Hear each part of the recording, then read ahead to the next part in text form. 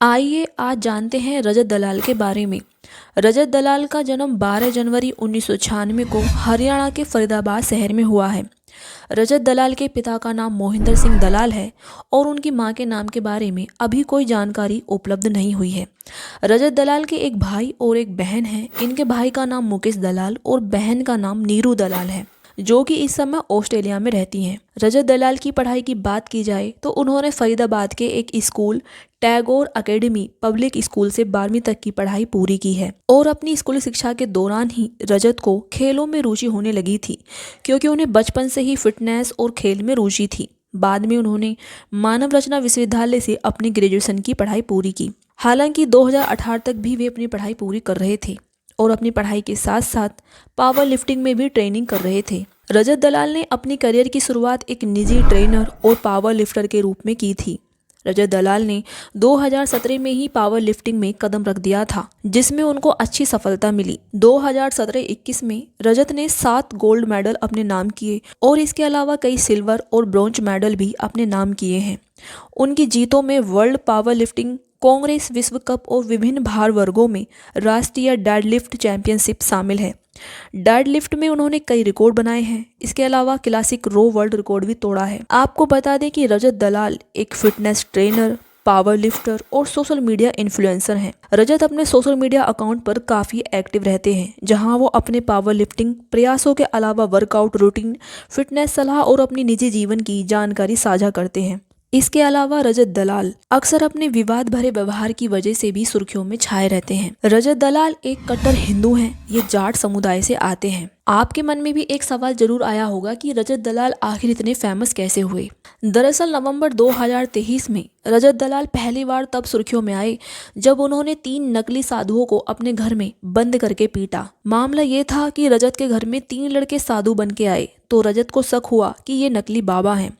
तब रजत ने साधुओं को अपने घर में घेरा और गायत्री मंत्र और हनुमान चालीसा बोलने के लिए कहा, लेकिन उन साधुओं को गायत्री मंत्र और हनुमान चालीसा दोनों याद नहीं थे।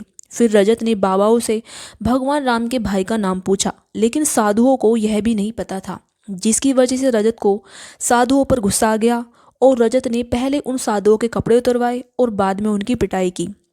और ये सब करते हुए रजत इनका वीडियो भी बना लेते हैं और रजत ने खुद अपने इंस्टा पर इस वीडियो को शेयर भी किया था और इन साधु बाबाओं पर फर्जी होने का आरोप लगाया था। लेकिन उन साधुओं का कहना था कि वो गोरखनाथ पीठ के नाथ संप्रदाय से आते हैं। ये चेक करने के लिए रजत ने उनसे उनका आधार कार्ड दिखाने को भी कहा था, लेकिन जब उनके आधार कार्ड को चेक किया गया तो सब फर्जी निकला था। इसके बाद रजत ने अपनी वीडियो में ऐसे लोगों से सावधान रहने की नसीहत भी दी थी। तब उस समय रजत के बारे में काफी लोगों ने उनकी प्रशंसा भी की थी। इसके बाद वो काफी चर्चाओं में आने लगे। इसके बाद रजत दलाल साल 2023 में ही फिर चर्चा में आए थे। इस दौरान उनका सोशल मीडिया पर एक वीडियो वायरल हुआ था, जिसमें वो तेज रफ्तार से कार चलाते नजर आ रहे थे। उन पर यह आरोप लगा था कि रजत ने रेस ड्राइविंग के दौरान एक बाइक सवार को टक्कर मारी और रुकने तक के बारे में नहीं सोचा। दरअसल रजत दलाल अपनी कार काफ़ी स्पीड से यानी 140 किलोमीटर प्रति घंटे से भी ज़्यादा की स्पीड से चला रहे थे। उनके बगल की सीट पर एक महिला भी बैठी थी, तो उन्होंने रजत को आराम से कार चलाने को कहा। तो रजत ने कहा कि बेफिक्र रहो, ये तो मेरा रोज का काम है। यानी जिस स्पीड में आमतौर पर लोग हाईवे एक्सप्रेसवे पर गाड़ी नहीं चलाते, उस स्पीड में रजत दलाल एक बिजी सड़क पर अपनी कार चला रहे थे और उनकी कार से एक बाइक सवार को टक्कर लग जाती है और वो रुककर पीछे देखते तक नहीं है। इस घटना के लिए दिल्ली आयोग की अध्यक्ष स्वाति ने डीजीपी हरियाणा को चिट्ठी लिखकर यूट्यूबर रजत दलाल पर एक्शन की मांग की थी। इसी बीच रजत दलाल ने एक वीडियो भी जारी किया था, जिसमें उन्होंने सफाई दी कि मुझे खुद नहीं पता वो वीडियो कहाँ से वायरल हुआ, कहाँ से आया, क्या सीन है। अभी आसपास का वीडियो बिल्कुल नहीं है। मैं उल्टी सीधी चीजें, लड़ाई झगड़े पीछे छोड़ चुका हूँ, नई दिशा देखकर आगे बढ़ रहा हूँ। मुझे नहीं पता किसी की साजिश है, किसी चीज में फंसाना है या मेरे नाम से व्यूज लेने हैं। सबका पास्ट होता है। जीवन में बहुत सारी चीजें पहले ही छोड़ चुका हूँ और आगे सीख रहा हूँ। ना मैं किसी से कलेश कर रहा हूँ, ना मैं करने वाला हूँ। जो भी सच होगा वो सामने आ ही जाएगा।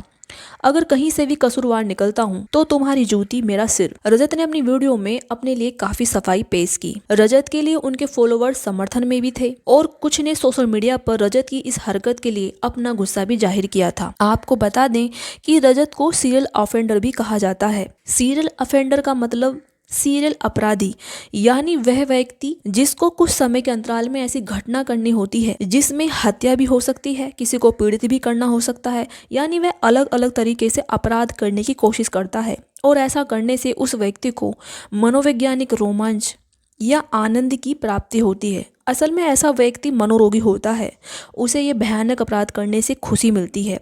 खैर, बात करें रजत दलाल की। रजत दलाल को सीरियल ऑफेंडर क्यों कहा जाता है?